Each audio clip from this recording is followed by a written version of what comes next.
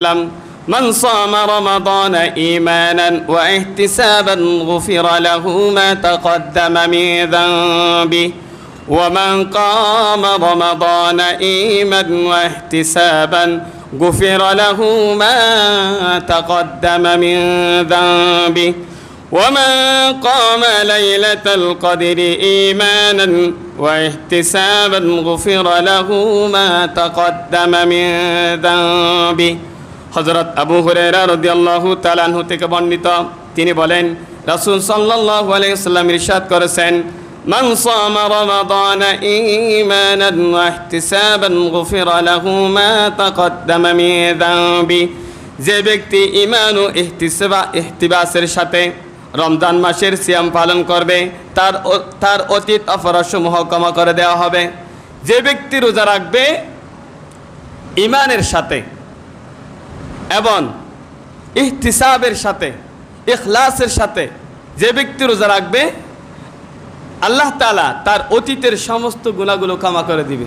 সুবহানাল্লাহ। তাহলে রোজা রাখার বিষয়ে প্রথম যে জিনিসটা লাগবে আপনাকে ঈমান মজবুত রাখতে হবে।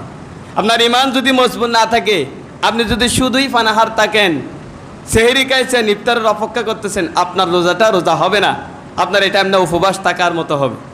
সেজন্য বলছে প্রথমে আপনার ঈমানকে পরিশুদ্ধ করে নিতে হবে, আপনার ঈমানকে মজবুত করে নিতে হবে।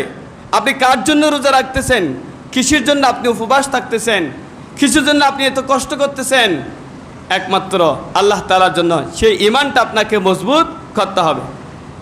এরপরে যে বিষয়টা বললেন ইহতিসাবের সাথে ইখলাসের সাথে একনিষ্ঠতার সাথে আপনি আল্লাহ তাআলার জন্যই রোজা রাখবেন।